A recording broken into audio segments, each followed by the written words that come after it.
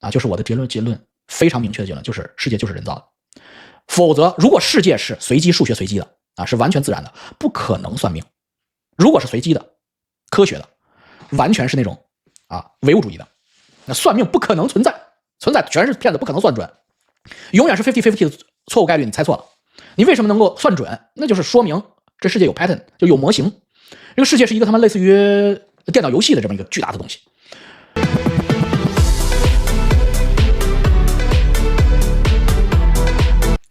同一天，我收到了父亲的死讯和绿卡啊！你好，大老王，不知道您还记不记得我？美女我都记得啊！你们再过2年我还得记得啊！之前给您写过信，您夸我神似周冬雨啊！对，我还知道你跟一个就是资助你的北京大叔好了好多年呢啊！那不是对吧？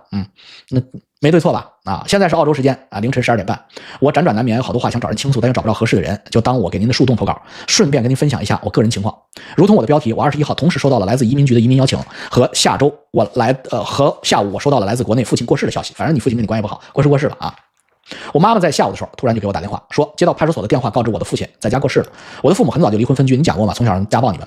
我从小跟随我的母亲生活，我爸一个人住在老房子里。由于从小我父亲家暴我妈，欠信用卡赌博还不起，导致最后坐牢，经常出去打牌赌博。在我的成长过程中长期缺失，所以出狱以后我们也回避他，没有和他接触。近10年只联系过一次，最后一次联系是4年以前。邻居发现我爸快有1周没出过门，而且房间里边传出来了异味啊，这就烂了啊，这就报应啊。所以为什么一定要做好事儿，做好人啊？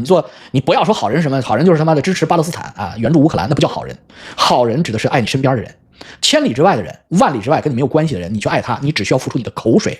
而好人，你爱他，你要付出你的行动、精力和金钱。所以真正自私的人不会去爱身边的人，但是他去爱巴勒斯坦人，他会去爱乌克兰人，因为他不用付出东西啊，他只要付出点嘴炮和键盘就行了。但是呢，你要好人，你要发自内心的陪伴和帮助还幼小的儿童啊，你的孩子和你的女人啊，因为他们是需要你帮助的。这个是作为父亲啊，当然作为人母是另一个角度也一样的啊，原理是一样的。什么叫报应？那你闺女10年不理你，他妈死了之后，邻居闻着臭味，报警，警察看了，你把你那些烂成一坨的那像屎一样的臭的尸身收到装尸袋里给你烧了，这就叫报应啊！没有体面的离开嘛。我替他感到高兴啊，至少他过世后灵魂脱离肉身，他是自由了啊，那可不是啊！如果他是你描述，他可不自由，他有的是他去看守所的那种状态啊，他有的是苦难要经历了。灵魂不一定都是可以跨越时间，他说灵魂是可以跨越时间空间存在，不一定啊，因为他这种业报随身的业报的话没弄完呢，他可不是那么自由啊。我其实有很多玄学问题很想跟您探讨，不知道您有没有兴趣？当然可以，因为你现在不是也是专业人士了。我说的是他现在给人算命也是专业人士啊，这个小姑娘灵力很强啊，因为她比较阴性嘛，所以她灵力很强，所以她在澳洲她不经常摆个摊算塔罗牌嘛啊，以前都跟大家讲过，很准，而且顾客盈门，口口相传，她在澳洲。想追他的可以找他算塔罗牌去，他可以选择去任何想去的地方做任何想做的事儿。No。接下来我想说的话可能会让您或者观众有一些不适，但我还是想说自己真实的想法。我在医院工作，每天能看到各种各样的病人，其中不乏痛苦的在病床上过完最后几天、最后几个月、最后几年。其中有一位老太太，每次去照顾她，她都说她想死，让我们帮她，但是她的病情不足以满足临终关怀、自愿死亡的安乐死条件。至少我爸爸不用经历那样子求死不得的痛苦。我知道我说的这些话可能会挑战很多人的价值观啊，那没有啊，一点没有。不过没关系，这是我的真实想法，通过我亲眼在医院里观察到的客观存在而得出。你说的对的。你爸至少是心梗，一会儿就死了。但是你爸呢？如果他是这种混蛋啊，就是这种混蛋性格，他死了他还得受罪啊，因为他这等于阎王爷还得练他，他叫由缩子发白，短练呢啊。第三啊，我替我自己高兴，因为我自由了啊。你一直是自由的，只不过你心里给自己设了枷锁。每个人都是自由的，因为你心里有枷锁啊，你有放不下的东西，你才自己觉得不自由。我不需要在我人到中年的时候再去为他牵挂了，因为我从不后悔我做出不联系他的选项。在我一开始的移民计划里，我就只想把我妈接出来。我的爸爸并不在我的接引计划中，再加之国内的医疗条件，如果他生重病，必然是毫无能力去承担的。在这里我要说，虽然澳洲医院不是天堂，员工短缺导致资源紧张，急诊室排队，但比国内要好1万倍啊！那应该是跟家国差不多的吧？啊，有一种治疗前列腺癌的特效药，原价1年要30万澳币，但是澳洲人可以免费，这在国内是完全不可能的。得了病没钱就等死啊！你说的对啊，这孩子是现在非常成熟。接下来是我的疑惑：一，人死后灵魂会是自由吗？我刚刚告诉你不是啊，你可别以为，我操，你可别以为好人的灵魂和坏人的灵魂去向是不一样的。这个好坏啊，就是说啊，不是说怎么着你有多么伟大，不是啊，你毛泽东你灵魂去向不会太好的。为什么呢？因为你的业报随身啊，你的心里边你做了坏事之后会心虚的啊，报不到自己身上，要报到子孙身上。所以灵魂去了以后啊，6道轮回真是不虚啊，6道轮回不一定那么精准啊，但是呢，轨道啊、天堂、地狱这是存在的。啊，中阴身当然也是存在啊，就是不接受阴差的接引自己跑了，那个中阴身状态也是存在的。或者现在系统到处都是漏洞，妈的，你死了以后一睁眼，我操，没有人呢，这边黑白那2位呢，一高一矮一胖一瘦那2位呢，我操，没有，为什么？不好意思啊，不好意思，经费紧张啊，就是现在真实状态。所以那对不起，那你还真挺自由的啊。如果是这种情况，但你爹这种情况应该不是啊。会去灵魂自己想去的地方吗？这就是我们为什么要修行啊，就是修的自己在那一瞬间不惊慌失措啊，成为中阴身，没有人接引之后，要知道窃喜，我操，太好了，我操，我现在可以自由了。然后要有一个 waiting list 啊，要第一件事干什么，第二件事干什么，打造一个属于自己的一个小天堂啊，这就是有可能的啊。所以人死之后的灵魂先进入中阴身状态，等待投胎转世啊，等待什么地狱的、天堂的征调鬼差的接引，或者基督教就是天使的接引。大老王之前说的不要去信任何宗教，尤其是藏密，我是认同的。基督教宣扬死亡后不进天堂就进地狱，藏密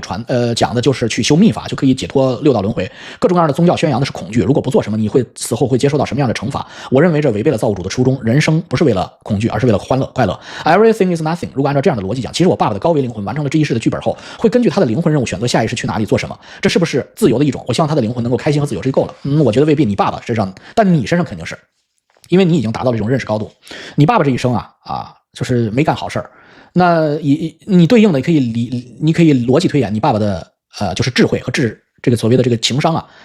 和生死之伤灵伤几乎都是一个不及格状态。那他死了之后，那么恐惧是随身的为什么好多人尤其傻逼说看到鬼以后害怕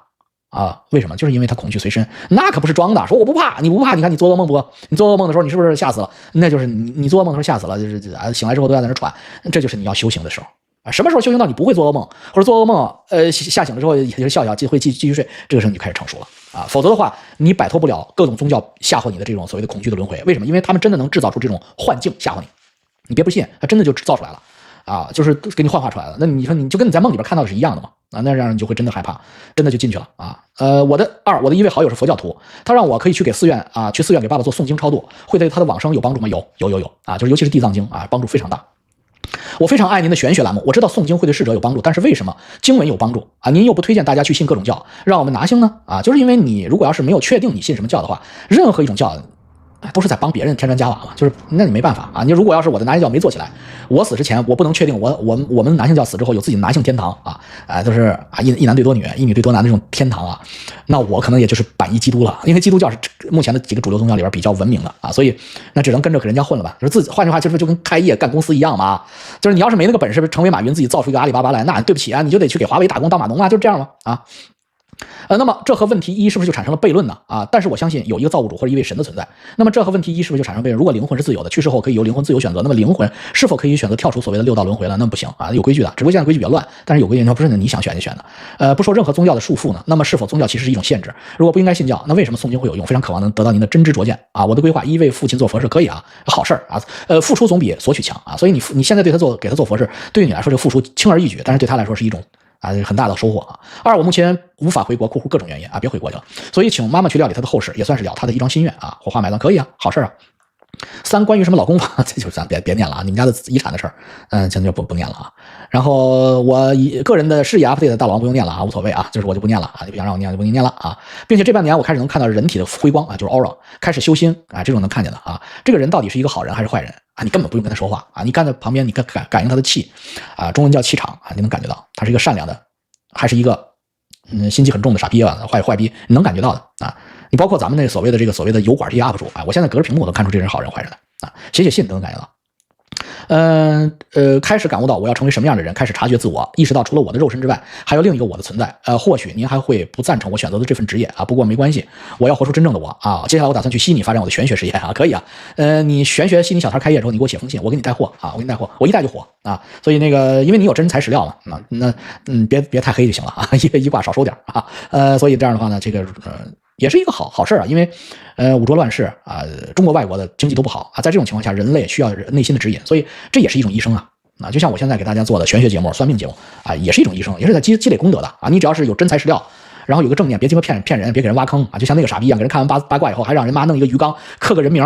把人名章扔到鱼缸里泡着去，那你甭干这种事儿那是积累阴德的好嘞。这个大美女恭贺你得到枫叶卡不是得到那个叫澳洲叫什么绿卡袋鼠卡那么你就好好的过你的日子吧需要帮忙到时候说话你的灵魂就是人生